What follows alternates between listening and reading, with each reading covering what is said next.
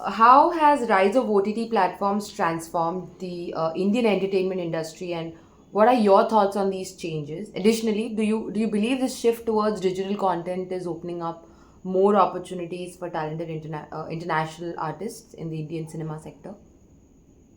OTT has been a truly revolutionary change in entertainment space, not just in India but around the world.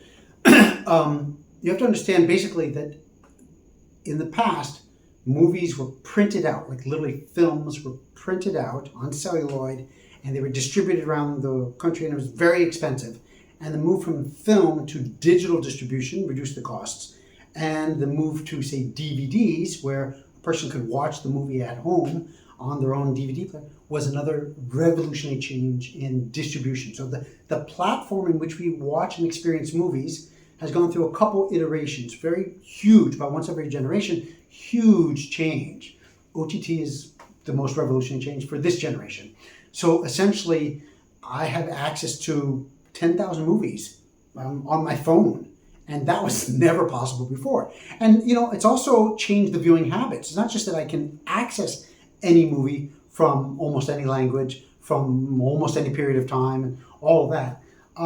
People are now watching, they're binge watching in some cases, a whole season of something. Like if I asked you to go to the cinema and watch 3 movies in a row, so I want you to spend 7 or 8 hours today at the cinema house watching one movie, then coming out, taking another movie, then coming out and watching a third movie. Basically, 2.5 hours, about 8 hours of cinema.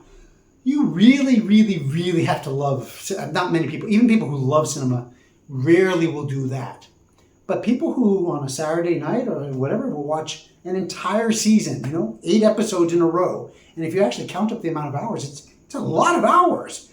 That was unheard of. It's almost akin to how people used to read books. Like I know people still read books, but reading habits have declined a lot. So instead of reading a novel, people are watching a novel. So OTT has changed the viewing habits. It's changed what we can see in terms of the accessibility and the variety and all that. But it's also changed what we consider to be good.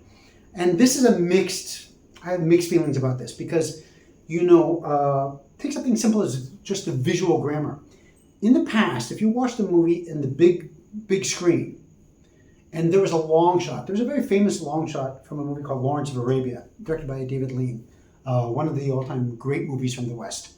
And in the movie, you're in the desert, and you see a little dot. Like here's the screen, right? The screen's like this, it's just huge, big screen, and you see a little dot in the distance, and the camera's not moving, and the dot is kind of getting a little bit bigger, and it's getting a little bit bigger, and then you can start to see, wait, that's something coming towards us.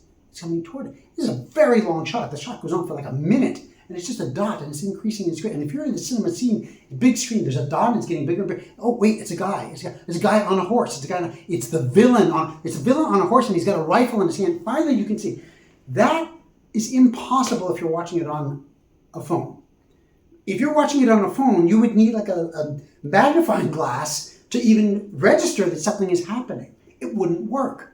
So what's happened is that as the screens get smaller, the shot size gets bigger, meaning we get closer. So you have a lot more close-up shots. So the visual grammar of filmmaking has changed. And it's good in a way and it's bad in a way. The good in the sense is that it becomes more intimate. The closer you are on a person's face in general, the more you have kind of TV style, dialogue driven conversations where you can see the emotions. That's good, that's fine. But overall, it tends to be less epic, less cinematic. Now, they try to up the epic by doing more spectacular visual effects, but it's still a small screen, And people really do, we have televisions at home, but still, vast majority of people watch these things on their phones. So you've got to change the image so that somebody can see it on the phone. And that's actually impacted acting. It's totally impacted. That and social media have completely transformed what we consider good acting. And by that I mean an actor has to be GIFable now. You have to be able to kind of create a little GIF out of his performance. A 3 second. If you can now post his performance in 3 seconds on social media, wow, what he's good. He's a good actor, right? but you would never say Dilip Kumar and Dave Das, what a terrible actor, because you can't GIF any of his, you couldn't take anything of his and make a GIF at, maybe there's a moment or something like that, but generally speaking, it's not a GIFable performance, but we wouldn't say that's bad acting. In fact, it was the best acting of its kind. It's very subtle, it's very nuanced.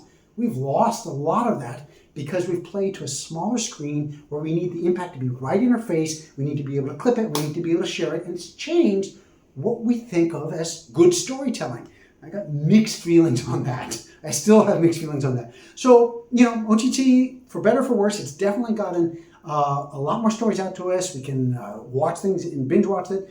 And it's also true that a movie which never would have been made before, because they said, oh, that movie will never make any money at the box office. If you make that movie, nobody will watch it in the cinemas.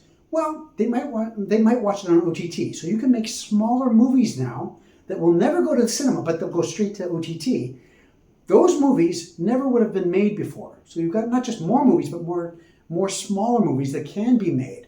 That's a good thing too. So, it's a mixed bag. And honestly, we're still trying to figure our way through what this new storytelling is, because we watch things on sometimes multiple screens at once. I myself am guilty of being in the cinema at some movie chain and still opening my phone and watching something, like you're watching something as you're watching something. And that's also part of kind of an increasing kind of storytelling audience pattern. We don't know what it is, but it's definitely changed things completely from the way things were 10 years ago.